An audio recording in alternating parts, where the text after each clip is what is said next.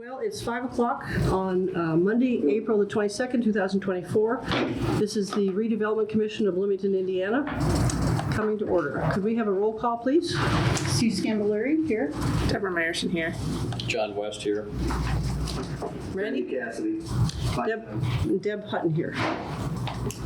Reading of the minutes. If there are any questions or comments from the commissioners, could we have a motion? Move approval of the minutes from April 1st, 2024. Second.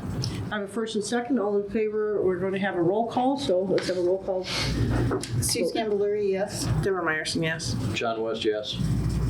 Randy Cassidy, yes. And Deb Hutton, yes. And show it that Randy Cassidy's camera doesn't work. It's not working right now. That's okay. The next item is the examination of the claims registers for claim register singular for April 12, 2024 for $974, $132.92. Do I have any questions or comments from the commissioners? If not, I'll entertain a motion. I have two questions I may ask. Under the Fund 153 on the lit economic development for the down payment for the Henson property, is that down payment assistance that we're doing through what entity? Is that just down payment assistance for helping the policeman, helping an individual through our low-income housing tax or low-income housing grant? What is that? That should be the HAND program for down payment assistance only, since it's coming through the HAND department's lit fund. Okay, so and that's just something that goes through the hand department to assist in workforce housing? No, I think that was for an owner-occupied housing. Okay, that works. And then the only other question I have is in 9216 on the William Street management for the Evergreen Village lot 2 and 4. Is that something we intend to hold long term, since that's a fully developed area out there that was done?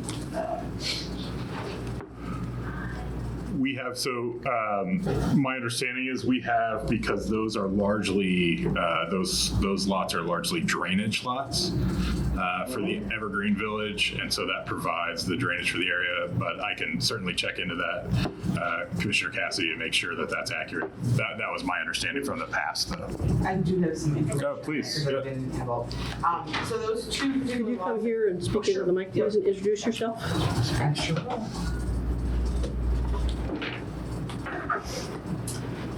Angela Van Roy with the HAND department. The two lots in question are owned by the city, I think the RDC actually, or the Department of Redevelopment, which is formerly what HAND was known as. And so we're responsible for those lots. And because they are drainage areas, they are extremely important to maintain for the entire area. So that's why we have a contract with them. The current contract is for 3 years. The initial payment that you're seeing is higher than it will be for maintenance ongoing, because this was an initial clean out with a lot of vegetation that needed to be taken out of that area. As long as it's being maintained professionally, we shouldn't encounter that again. Right. Is that anything that will be turned over to the homeowners association in that area in the future, or is this something we have to look at from an ongoing costs?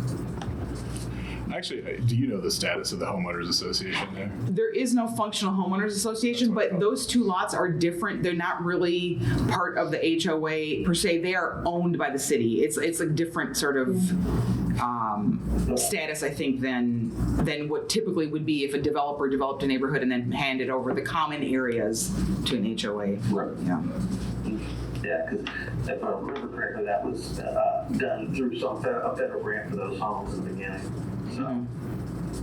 Is your question answered, Randy? No, I'm fine. Thank you very much. Appreciate it. Other commissioners? John? I've got a question. It'll be page 2 of the payments down towards the bottom. It's out of the TIF fund. We've got item 18844. We're paying for Hopewell. Hopewell. It's I guess an invoice that was from Milestone, but we're paying First Financial Bank. It would be escrow. That's escrow. Mm-hmm. And then how does that work? So you'll see, if you go to page 3, you'll see the payment, the main payment to Milestone there for the same project for $705,000 per contract. Then a percentage is diverted to escrow directly. First Financials are escrow holders, so Okay. those payments are split up. Completion escrow? Yes, so to that's speak. correct. Yep. Okay. And I might make a suggestion. When we're making payments, particularly out of the TIF and out of the 444 account, we aren't given balances in those accounts until after we've approved stuff. So it would probably be nice to have balances before. So if we could change this up a little bit, or put balances in the packet, or do something so that we have some idea of what we know we have to work with, instead of just. I don't think that would be a difficult addition to the consolidated TIF report as well, the TIF report, just to add so you see all your accounts in one place. Okay, thank you. Not to speak for Controller McClellan, but. Agreed. Okay. Yeah, and just on page 3, the item that you just mentioned, 19278 Milestone Contractors, just because of the sheer size of that item, can you do a 30-second summary of what the elements of that are in terms of infrastructure? We heard about the escrow. So phase 1, Milestone is doing the new right-of-way construction on phase 1 East. So this is part of the road construction, the active laying down of the bed. So it's part of their larger contract of what they're doing on Hopewell East. I don't know specifically, I haven't seen the invoice directly, but I'm happy to get the details. But it seems like it's going to be a normal progress payment as part of the construction of the 2 streets there, as part of Hopewell East. Got it. Plus all utility line. I mean, they're putting in, I think, the stormwater and. They do as they go. That's right. Yeah, there's been a lot of improvements there, but that's the part that they're on right now is refinishing. Thank you. I just have one comment on page 4. It's the claims register cover letter. And the second passage above Larry Allen's signature, it's in consultation with Anna Hansen, who is really Anna Killian Hansen, interim director, who's really director now. So just on a professional letterhead, we should have her as the appropriate name and appropriate role. I don't know. I think it originates upstairs, the cover letter. We need to. We pointed out several things. We can make those corrections as well. Yeah, that's great. If there are no more comments, could I have a motion to approve this claims register, please? Move for approval. Second. I have a first and second. Could we have roll call approval, please? Sue Scambolery, yes. Deborah Meyerson, yes. John West, yes. Randy? Randy Cassidy, yes. Deb Hutton, yes. Thanks, everyone. Examination of the payroll registers for both April the 5th, 2024 for $38,404.17 and April 19th, 2024 for $36,579.43. Comments or questions from commissioners? And if not, could I have a motion to approve? Make a Randy motion. Cassidy. Go ahead. I'll make a motion to approve the payroll registers of April 5th and April 19th as presented. Randy? I'll second. Thanks. Could we have a roll call, please? Sue Scambolery, yes. Deborah Meyerson, yes. John West, yes. Randy Cassidy, yes. And Deb Hutton, yes. Thanks, everyone. Now we have the report of officers and committees. Who will give the director's report? Anna, will you be giving it from Zoom? I am here. Yes, there's no director's report. I do want to remind the commissioners to make sure that you filled out your conflict of interest form required annually. I've only received one back. I am available for any additional questions if any come up. Next, thank you very much, Director Killian Hansen. Legal report? Just briefly, from the packet, excuse me. pull it up here. We're withdrawing from the agenda Resolution 2431, approval of the model lease for the Trades District Tech Center. That has been submitted to the EDA. We are awaiting any comments they have. So just in case there are some material changes, we'll bring that back to you once they have finalized and given their sign off. That was a request that came from John Fernandez and the Forge leadership, just to make sure that there's going to be no major changes to that. All of that model lease is, though, just to be really clear, is it sets up the main terms. It doesn't set up necessarily the price or anything like that, or tenant improvements. And it wouldn't, even approval of that lease in the future does not remove the requirement for each individual lease in the future to come to the RDC. So you'd be approving the model lease in the form once it's approved by the EDA, but then you'll also have to approve each individual lease in that building. So I just want to bring that to your attention, that we are going to remove that per the request of the mill and John Fernandez. Good information. Larry, I think I'll mention, I had a chat with John today about that. I have a problem with the general format of that lease. Okay. And I just talked to him briefly about it. I'm going to send my comments to him, but, and I can copy you if you want. I'd appreciate that. It's just that, yeah, I think we should be going about this a little differently. Okay. Well, we're offering up build outs. Maybe that's part of the negotiation, but we don't want to offer it up front. And so probably ought to just go about the way we present the lease a little differently. Okay. I'll look forward to those comments. Good. Thank you, Larry. Treasurer's report?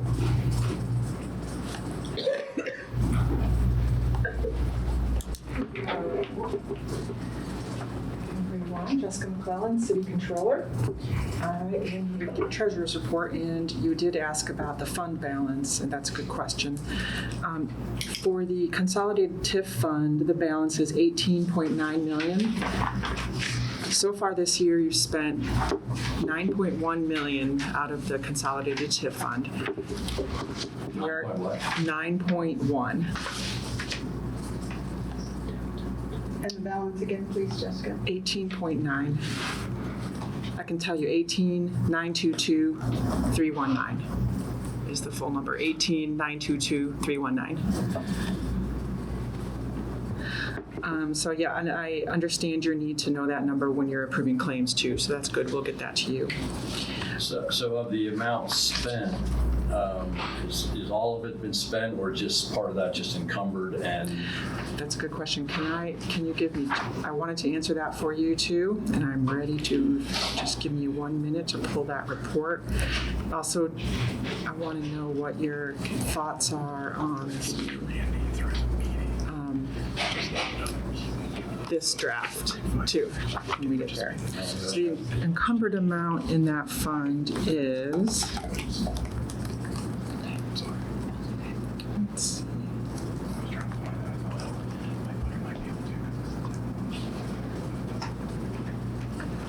Bear with me.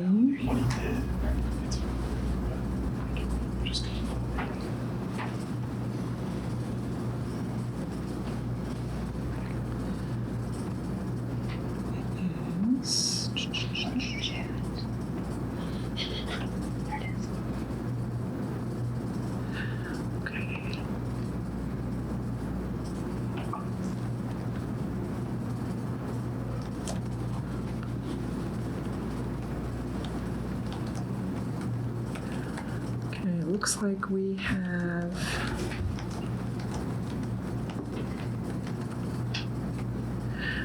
to be honest, the way this fund was set up at the beginning of the year, I'm going to have to get back to you on that. I'm not able to pull out the encumbrances from like the full budget was set up after the first of the year, sort of the way the report is. It's sort of all lumped together as one encumbrance, but I know it's not. So we'll get that number to you too. Sorry about that. Thank you. That's fine. Thank But yeah, I understand your need for that too. So for this, we took the template from, I think I had something from 2014, and we recreated it. And back then, the template that I saw was separated out by different TIF districts. So we just wrote downtown TIF, you can call it whatever you want, consolidated TIF, just the TIF. And these are all the projects that we have so far running through the TIF. Then don't forget there are also bond payments that come out of the TIF. But these are projects that we want to track for you to show you kind of just a bird's eye view of where the project is, what we have committed to it. And some of these much bigger projects, it's gonna be a little bit more difficult than it was back in 2014 because those were smaller projects that we really could track one single project at a time. But something like Hopewell is going to be the more difficult one to track, especially because it has a lot of expenses not coming out of the TIF that are being paid by city funds right now, being paid out of Public Works, for instance. But the others, we're going to really focus on getting those others lined out, exactly what you want to see. So if you have questions, please ask, because the more questions you ask, the better we will be able to kind of pull the right numbers, give you the information in the way that you need it. This is a wish list kind of thing, and it's not going to fit into a spreadsheet. I'd love to see the spatial distribution of the projects, just because with a consolidated TIF, you don't have the money that's going back to the individual TIF districts as they once would have. And one question I've had longstanding is just, with the consolidated TIF, are there parts, geographic parts, that are not being well served by the TIF money, even though they are part of the consolidated TIF? And obviously that's kind of a broad thing because it's consolidated, but nonetheless a spatial representation, which of course once that's there, it's kind of there unless a project's added. But it would be interesting to see, here's the geographic designation of the consolidated TIF, and here's where these projects are, so that there may be some room for analysis over time to say, okay, this part of the consolidated TIF is not getting any investment, at least directly, in terms of how projects are being allocated. I understand what you're asking for. Yep. We can do that too. I've heard of companies that are doing it, showing the effect of a TIF project on more than just like the geographic location of that project too. If there's a way to do a greater analysis, because there's often stuff that comes that's for projects that are technically outside of the TIF district, but it's said to serve the TIF. Exactly. So if there's a way of doing that analysis, that would be even more helpful, because if there's stuff being left out, but there's other stuff that's being funded that's outside the TIF district, to show that relationship, that would be terrific. Well, I'll definitely get you just the bare bones straight map and where the projects are. Okay, thanks. I know I can do that. We still have a Kinzer TIF, don't we? And we do have that TIF. I'm sure it's not active, but it had a little bit of activity in February, and it's only by like $160,000. It's got about $600,000 to $700,000 balance. okay. We should include it though. I will. It's Yeah, I agree. that way, but We'll include that. Any other questions about anything that I can answer? this is a good start. Thank you very much. You are welcome. Thank you very much. Yes, thank you. Yep, thanks to the RDC staff too. We worked on it together. Business development updates. I don't think we have anything specific to share today. We've been busy and working in partnership with legal on a variety of projects, including Hopewell, but no specific asks or info to share. Thanks. Thanks. Hopewell update, again? Yes. So there's a few things on tonight's agenda regarding the secondary plat and a change order for Hopewell East, so that'll be on tonight. Just a quick update, if you are driving and or walking around Hopewell in this beautiful weather, you'll see that the demolition continues on Hopewell South. The buildings continue to come down. Concrete pavers are going on in the Greenway at Phase 1 East, so that is exciting. And very shortly, you should see IU Health Contractor working on the soil stabilization or the grass growing on the Legacy Hospital site that relates to the IU Health City of Bloomington post-closing agreement. So we are told they will be coming out very soon, and the site is prepped and ready for them to go. So just a few things that you might see as you were walking and or driving around the site. Deb, is there any last or current report on that, the one house that we were deciding to, or not deciding to retain or move or demolish? Good question. So the final determination was that it will be demolished. We did, Renaissance, who is your demolition contractor, agree to connect with a company who did some salvage out of it. But other than that, yes, it is going to be demolished. Thanks. Questions from commissioners for Deb? None. Thank you so much. Oh, go ahead. Okay. When was that determination made? Was it anyone locally salvaged, or was it a salvage contractor from out of town? No, it was local. I don't have the final details on what or if they salvaged. I know the connection was made, but I'm happy to follow up and find out what they did salvage. But it was local. Be it noted in the minutes that Randy Cassidy now is a very well-dressed, hip young dog. My image. That did come through. Now I got to work on the rest. Yeah, even your talking is coming through the dog. Yeah, the dog talks. Yeah, look. And when he talks, it does. Yeah. That's cute, Randy. Oh, even better. I guess I'll have to point out, this is probably a good moment to point out that does not qualify for final action as being able to see and hear the members. So until Commissioner Cassidy is not a dog on the screen, he won't be able to vote on final action. So he'll just be able to participate in So we shouldn't even ask him to vote as long as we're just Correct. a dog. That's Okay. correct. Thank you for that clarification from legal. The dog has no opinion. Oh, he may have opinions, he just can't I vote. can't vote. Oh, okay. We're going to miss Resolution 2431 and go straight to Resolution 2435, approval of change order package number 2 to the project agreement with Milestone Contractors for Hopewell Phase 1 East. Who will speak to this? So I'm Kendall Kanoki with the engineering department. I'm filling in for Roy Ayton. He was not here today, although he is online, so he can speak to these things. I'm just going to go over the change orders, and then if you have specific questions, Roy can probably answer those. But this is a package of change orders for the Hopewell East infrastructure project that's currently ongoing.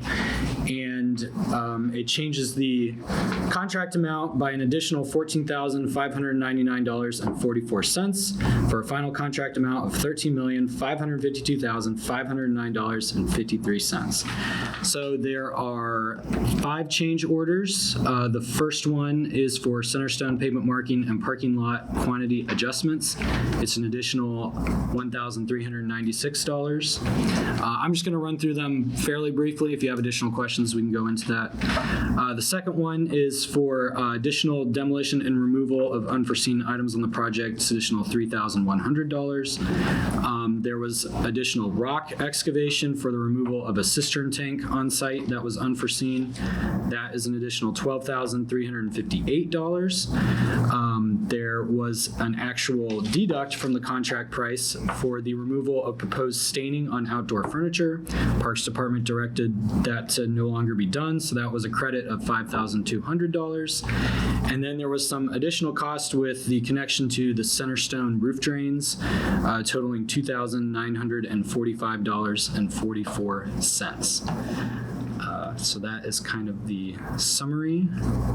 Are there any questions? Questions from commissioners? No, the change order, this is Randy Commissioner Cassidy. No questions on the change order. How are we looking on our completion dates? I am not privy to the completion dates. I don't know if Roy can chime in on that. I can answer that. Oh, perfect. Yeah, so as I understand it from our last report that we're on track for completion of the Phase 1 East work in the fourth quarter of this year. So it could be as early as October for that. So, but it sounds like everything is on track. Wonderful. If Roy wants to add anything, but. No commissioners with questions? Any questions from the public, whether on screen or in person? Seeing none, I'll accept a motion to approve Resolution 2435. I'll move for approval of Resolution 24-35. I'll second. Larry, because Randy cannot vote, can I call for an A for those in the room? Or is still a roll call? Let's just do a roll call just to be, Okay. I think you probably Feel could, better? but yeah, just. Let's have a roll call vote. Susan Camilleri, yes. Deborah Meyerson, yes. John West, yes. Jeff Hutton, yes. Thank you all. Now we'll look at Resolution 2436, approval of secondary plat for Hopewell West. Who will speak to this? Kendall Kanoki again, Engineering Department. So this is a resolution that authorizes the Engineering Department on behalf of the RDC to file with all of the necessary city departments for the approval of the secondary plat for Hopewell West. So the primary plat has previously been approved. The difference between Hopewell East that you saw recently was that one had already gone through all the reviews, and we were just looking for your signature on the plat. We are beginning that process now, so there may be changes made as part of those reviews. We go through planning review, utilities review, various other city departments, even my own engineering. So there could be changes. This resolution does authorize your designee to sign the plat once all of those reviews are complete. So I guess that's one item to consider if you want to see it as a board, in its final version before we take it to that last step of recording it. But this legally creates all of the lots and the public rights-of-way on Hopewell West, which, just for clarity, is the former hospital site itself. If there's any questions on specifics with the plat, I'm happy to answer them. Just a clarification. So as we go down the pike and we sell off various lots to developers, they then have the opportunity to present for replatting again because they may want 10 individual lots or whatever the case may be. So there's another process, another step in the process. So largely we would anticipate those being subdivisions, so smaller, so they would just be amendments to the plat as opposed to a total replatting of the entire area. Whatever you call it. It would be a subdivision of that specific, yeah. But it's doable. It is doable, absolutely. We anticipate that happening. Randy? Commissioner Gass, on that same line that we discussed this, whether it be with Larry, Deb, or Kendall, regards to that subdivision of these particular areas, what kind of time frame do we deal with on those as we're trying to encourage the workforce housing? Are we better to wait and see, or do we need to move the secondary plat forward immediately in order to deal with Brenshaw? I guess what I'm asking is, the subdivision process, is that once it's decided who's going to purchase what lots and what they're going to do with it, the city's good with that, the kind of time frame that they'll have to go through to redo that subdivision plat in order to actually get dirt shovels in the ground and people in houses. Yeah, well, go ahead, Tim. Well, there's a few questions there. So first of all, yes, for the Brenshaw core building project, we do need to subdivide the land at this time in order to facilitate that project, build the infrastructure. As far as timeline for further subdivision, it's the same as going through the platting process that we're going through. So you go through with a primary plat and a secondary plat. So it can be several months to further subdivide a lot if that's needed in the future. Okay, so this reason for the secondary plat at this present moment is to move the Brenshaw core building project forward in the quickest fashion. It's going to affect both the core building in Brenshaw, but also Jackson Street. So as you'll recall, we received ready grant funding for Jackson Street. So that's happening. We anticipate that's beginning, I think, early next year on the construction, but that planning for that's happening. So planning out where that alley is going to be, where Jackson Street is going to be, all in relationship to Brenshaw's project with core, is also part of the important part of allowing us to move forward, just so that it's mapped out on the site.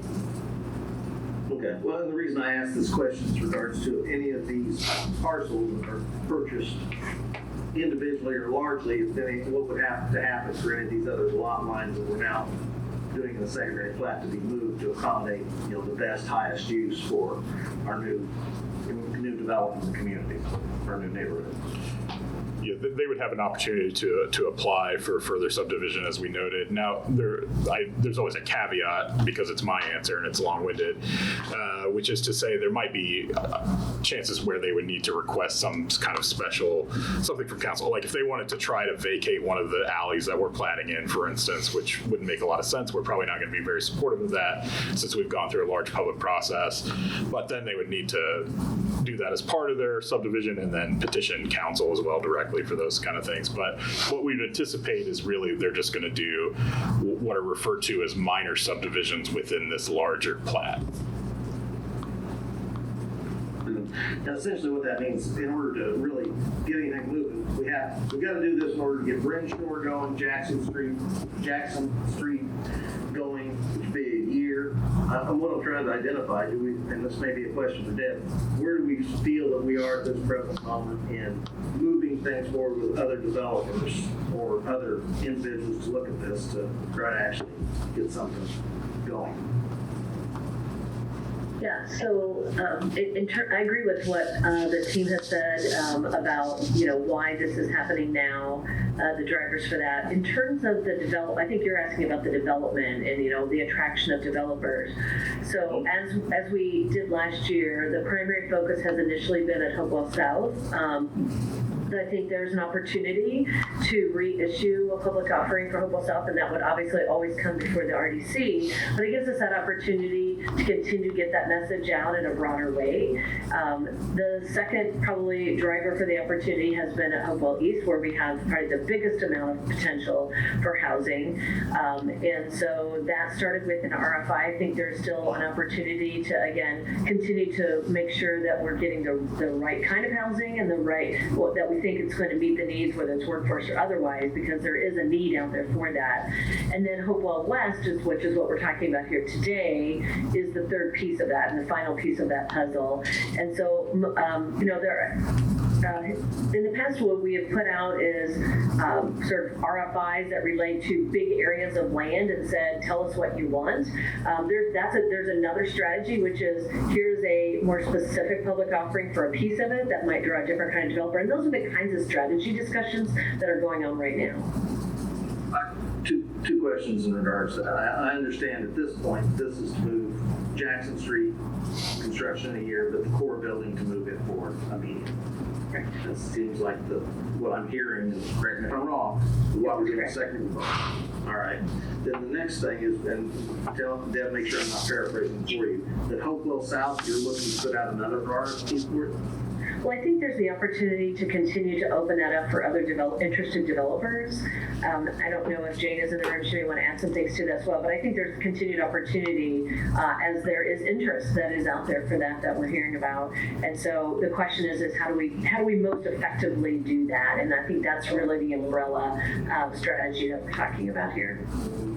Yeah, I'm just trying to look at what it takes to actually get this time point and start actually putting something out rather than planning. Understood. Yeah, understood. All right. Well, thank you. Appreciate it. Thanks, Randy. Other commissioners?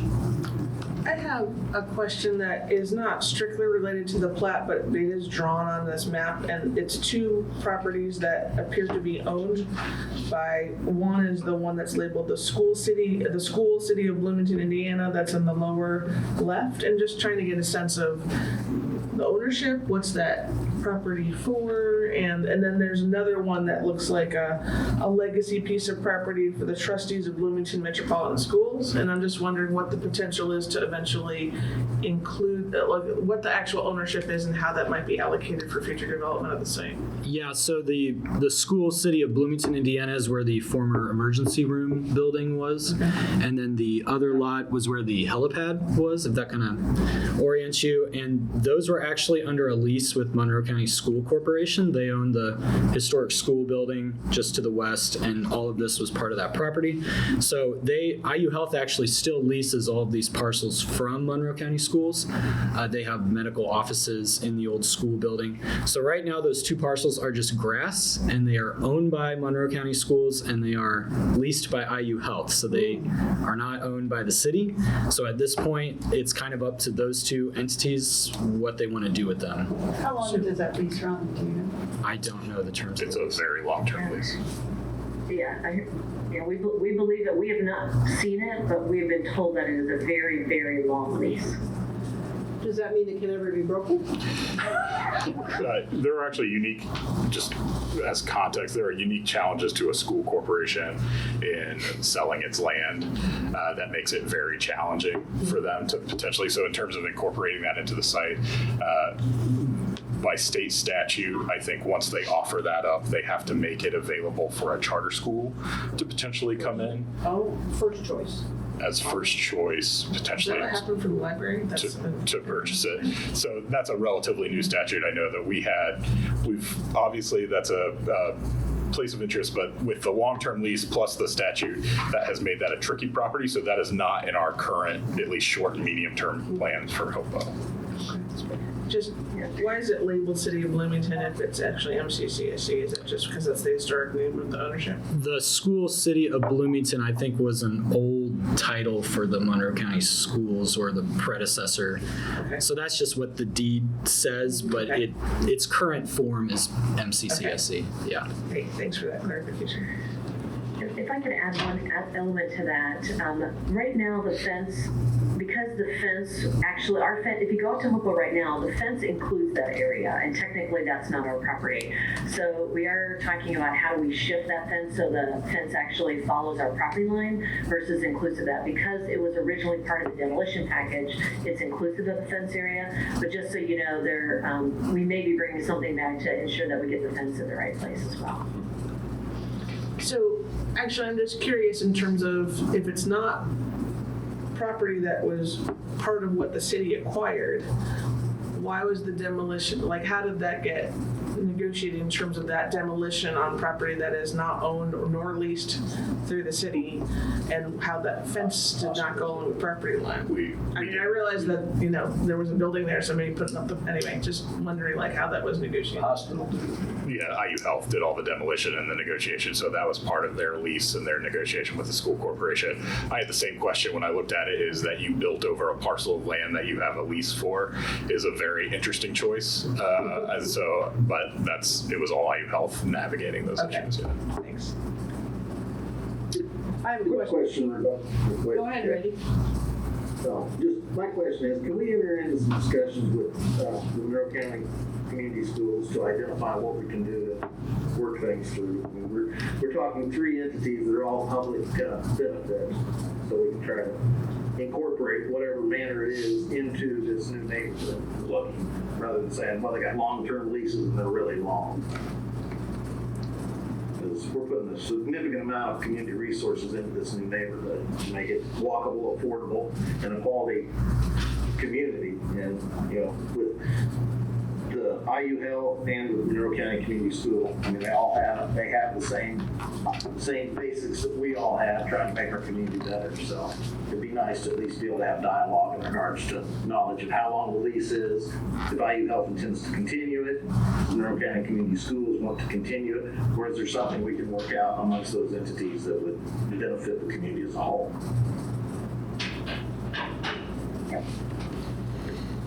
Thank you, Commissioner. Yeah, we could pass that along to the Office of the Mayor, and I believe they're in regular contact with the school corporation, so through our normal channels, and see if there's any interest. As I mentioned, there's greater challenges than just the lease, so that poses kind of practical challenges, but that's not a no necessarily. I mean, that kind of is up to the policy making board and the city.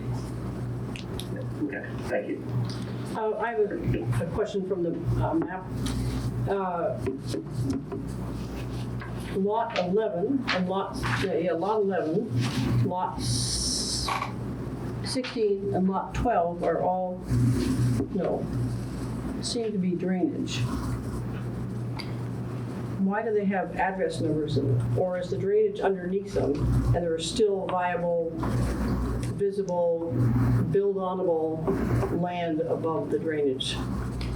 So those are the parks parcels lots, and as part of the subdivision process, you get assigned addresses for all of the lots, but those addresses are only used if something is actually built on those lots, so we don't anticipate that those addresses will So ever the parks be. owns is likely it's going to be grass or trees. Correct, yes. But they do have to have a lot identifiable. Correct, placement. with an address on With an it, address. yeah, that's just what part of the requirements, yeah. Thank you, appreciate that. Questions from the public? Wherever you are. Seeing no questions, could I have a motion regarding Resolution 2436, please?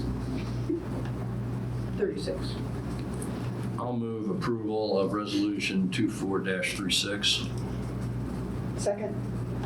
I have a first and a second. Could we have a roll call vote, please? Steve Camilleri, yes. Deborah Myerson, yes. John West, yes. Deb Hutton, yes. Thank you all. We'll now address Resolution 2437, approval of neighborhood improvements grants. Angela, you'll probably speak to it. I will, yes, thank you. Angela Van Roy with the Department of Housing and Neighborhood Development. As you know, annually we offer neighborhood improvement grants for, as the name implies, for neighborhood groups to apply for funds to do improvement projects in their neighborhoods. This year we had a total budget of $30,000, and I want to just first of all say thank you to the Council for Neighborhood Improvement Grants who helped to make these recommendations, and those include John West here on the RDC, 2 city staff members, Chris Smith from Public Works, Maria McCormick from Engineering, and 2 at-large neighborhood representatives, Bram Boyd from Grandview Hills and Sue Toohey from Crescent Bend. So I'd like to put on the record to thank them.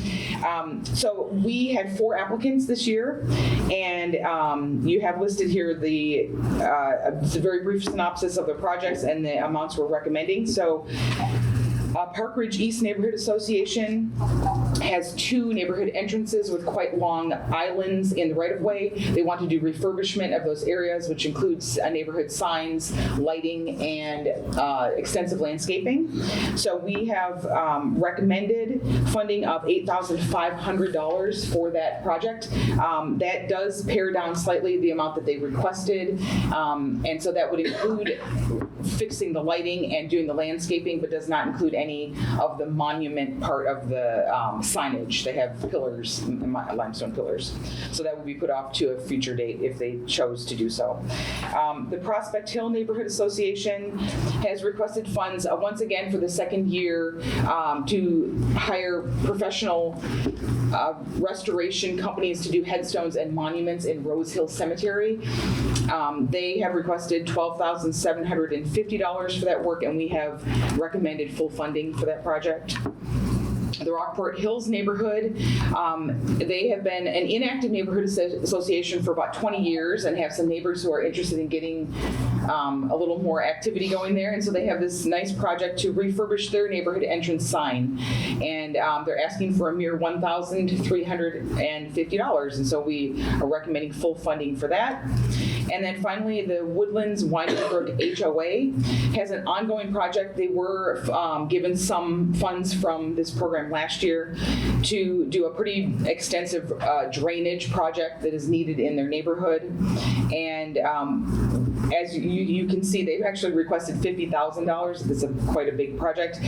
We are recommending $7,400, but there is a contingency there. We want them to demonstrate that they can actually raise the rest of the money and get this accomplished before we're going to commit those funds. Before you're going to commit even the $7,400. Yes, before we would, yes. So in the event that they are unable to do that, we would redistribute those funds. So we would give, the Park Ridge East neighborhood would get full funding, which would bring them up to $12,825. And then there is a remaining $3,000, a little bit extra, that would probably end up going to the Prospect Hill Neighborhood Association. Essentially, they can do as many monuments and headstones restored as they have money. So it always... Yeah, they can just do some extras. So that's the that's the total and the projects, and I'm happy to take questions. Commissioners? I'd be interested to hear about how phase one turned out from the Woodlands Winding Brook, just because I served on the neighborhood grant committee last year, and just wondering, because I have some familiar with the project based on that experience, and just wondering how things have been going since they've returned. So they, the money that was allocated last year, there is still a little over $3,000 that's been encumbered that hasn't been used yet. All of those funds were for design and construction documents, so they have not started construction yet. That's where they are with this phase and these additional funds. So as far as I can tell, it is progressing to where they're to the point now where they actually want to start construction, but it is a major cost. So. Do they have other sources that you're aware of? This is more just kind of anecdotal, but I'm just trying to get a sense of, I'm really glad that they have the baseline documents they need, but yeah, it's a big project, and just trying to get a sense of how they're going to be able to move forward. I believe they're seeking funds from elsewhere. I think other places in the city, they've been working with utilities hoping to potentially get some funding from them. I don't know if that's a possibility. Otherwise, it sounds to me like it has to come from the homeowners. So, yeah, that was why we have a contingency on it, because we're not certain that they're going to be able to do it. A related question to that, how are we trending in terms of just the number of applications we're seeing? Are we satisfied with the level of awareness among neighborhoods? That's a very good question, because we do tend to get one or two that are repeats every year that always apply, because they're organized and they know about it, and they have someone who can write a grant application and they've done it many times, and so it's carrying on. That is something that I would like more awareness of. However, it is a lot to ask for volunteers to put together an application. It's a lot of work. That's why the Rockport Hills application really impressed all of us a lot, because they were really just the one family that took it on because the sign happens to be on their lot, and they thought, this really needs some work, so they really bent over backwards to get in touch with other neighbors to put that project together. And so that is one that has been very inactive for a long, long time, and here they are doing a project. So it gets out there. And try to get it in front of as many people as possible in terms of the fact that we have these grants available. And I would love to see other neighborhoods apply as well. But we typically have 3 or 4 every year. Yeah. Do we approach neighborhoods at the neighborhood festival, the thing in Switchard Park and the pavilion, where each neighborhood has a table? Yeah, so that was something we did this past year. That's one of the things that they're provided with all the information about the various things that we have available. Yeah. And then, our Facebook page and the newsletter, the hand update, we try to get the word out. And also, we do press release as well, for what it's worth, citywide. So. If you have any ideas about how to better get the word out, I'd love to hear that. Use More is council better. members to do it, because to varying degrees they are in touch with their constituents, but use them, I think. Yeah. For that. So, But to your point, the beauty of the way it was this year is we had 3 applicants that we were able to really make an impact to. And we don't really have a lot of money. Yeah, so I know. if we'd had a dozen applicants, we would have made a little bit of a dent in 12. And this was kind of nice that we were able to help people actually finish out projects. So I understand. be careful what you wish for. Without, if we had more money in that budget, it would be great. Yeah, I understand that point of view too. I just to your point, Angela, you mentioned that there are a lot of repeat neighborhoods that we see and we hear from every year, and that's great. I appreciate their enthusiasm. But does that mean there are neighborhoods who are not participating in the way they should? Well, there are some who have participated and they got the work done they wanted to for 3 or 4 or 5 years. So they take that time take off. a hiatus until they find another big project. Yeah. So Green Acres has 4 signs out, they got the signs out, then they're going to wait for a while. Right. Well, the other thing too, it really depends on the neighborhood and what what resources are available to it in the neighborhood. So Prospect Hill happens to have Rose Hill Cemetery next to it. Park Ridge East has done some work in the past on their neighborhood park. Many neighborhoods don't have anything like that. And so actually coming up with a project for a capital project, kind of like, okay, we have a neighborhood entrance sign, what else can we do? We have no common space, it's kind of limiting in terms of what you even can do. So that's part of it as well. Lends, it's makes more sense for certain neighborhoods to keep coming back because they have places where they can do projects. Yeah. And correct me if I'm wrong, but this is not applicable to HOAs, right? No, it is. It is. Because Woodlands is an HOA. Yeah, we don't require them to be neighborhood associations. We just say a neighborhood group. If you're organized enough to be able to come up with a project and you can get involvement from your neighbors, then that's eligible. Yeah. Wasn't the program broadened in the last couple of years that I thought you took the lead on that in terms of maybe being oriented towards capacity building in addition to capital improvements? Yes. And I'm just curious because one, I'm thinking about that, so I'm really excited about that. But it's obviously a little more nebulous to figure out how to plug that in. And then in terms of the question of if there were a way to generate interest or capacity in more neighborhoods, obviously it's still a relatively small amount of money that would be divided more ways, but I'm wondering if in a future year there might be a way to have like different segments of or different geographic sections of the city be like rotate being prioritized for these grants, so they're not the whole city competing against each other. And again, it would obviously require some additional resources, which may or may not exist in terms of helping to increase that capacity of neighborhood associations or neighborhood groups to be able to identify a project and to apply for and manage a grant. I'm just trying to think out loud while we're talking about this program to think of one ways to use the broadened capacity of the program more effectively and to bring neighborhoods into it, and two, to avoid the splitting one sum 12 ways in terms of where there might be southeast, northeast, southwest, northwest, whatever, that this is your year for prioritization in terms of how projects might get funded. I like that idea. However, if I think of the cemetery, if they only saw the possibility of putting in for funds every 6 years, perhaps 5 years, perhaps, that really puts cleaning up the cemetery a 20 to 30-year project. It wouldn't be that it wouldn't be eligible, it might just be prioritization, in terms of like maybe you get bonus points if you're from the priority section of the city, so it wouldn't be saying that Prospect Hill couldn't apply this year. But if they got 12,000 last year and 12,000 this year, it'd be nice to find a way to kind of enhance that, anyway, you see where I'm going. So. Yeah, and the capacity building piece of it, I'm very excited about that possibility too. It is a little more complicated in terms of someone coming up with a project for a grant, but I really see that one as one that could touch many neighborhoods, where you don't have to just build capacity in your own neighborhood. I mean, everyone could benefit from that. So that could be something that could be a joint project between multiple neighborhoods. So we'll see. We'll keep working on that one. It is new, and it is a little bit more complicated to come up with a project. So.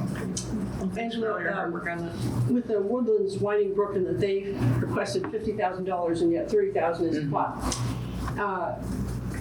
Which seems ridiculous, but did they even know there was only $30,000 in the entire pot? Yeah, they did. Yeah, that's advertised.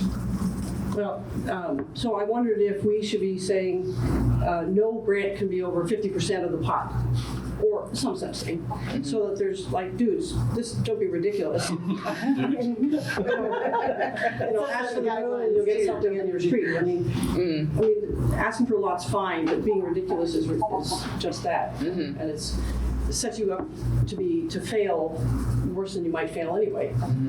So I just wondered about putting limits on, so none greater than 50% of the pot, so that you can spread it around, even if there are only 2 or 3. Right. So that is something we had some discussion about, whether or not to put a cap on it. And actually, maybe a percentage is a better way to go than a number, because you never know how much someone's going to need. So, that's a very good thing to think about. The other thing is, and when they write the proposal, and I think of what we've done with Centerstone and the community development grants, is if it's it's a huge project, can they finish it with pieces and parts? Like the headstones can be done some at a time, no problem.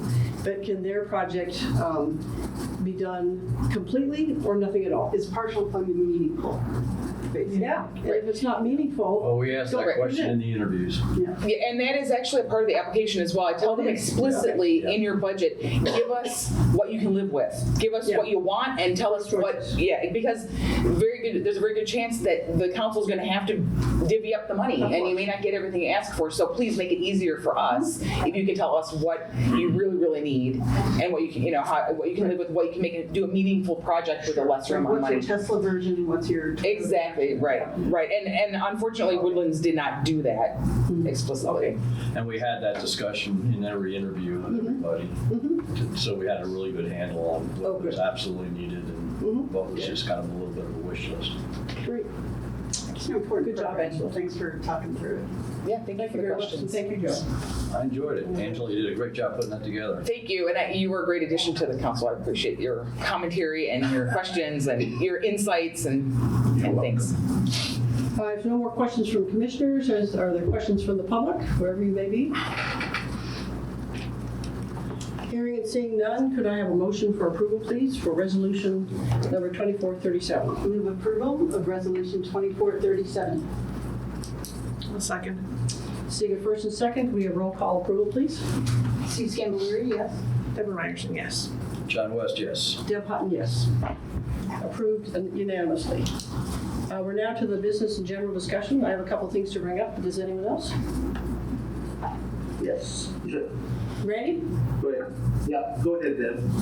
Oh, well, one are, I've requested of the staff to plan at some point and with us a retreat, since we have, we're a new group from the past, and so that we have a common sense of standards and knowledge and the latest laws and that sort of stuff. So just to tell the rest of the commissioners, that request is in and will happen at some point. And the other is that the next RDC meeting is in 2 weeks on Monday, May the 6th, and Deborah and I both independently will be out of town and ineligible to come online. So does that mean that we have Sue, Randy, and John, and you can be in this room? And you commit to being in this room? Yeah. Yes. Okay. And John? Well, wait a minute now. You all, it can only happen if all three can be in you're all this room. memorizing.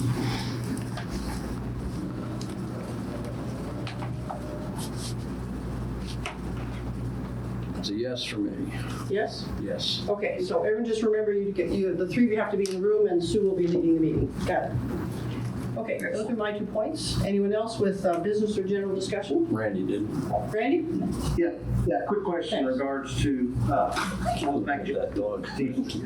Those numbers out on the potential redevelopment TIP projects. Question I have for Christina, Larry, or Jessica is, what are our annual TIP revenues that come in? Our average annual TIP revenues that are coming into the consolidated TIPs? Do we have any idea?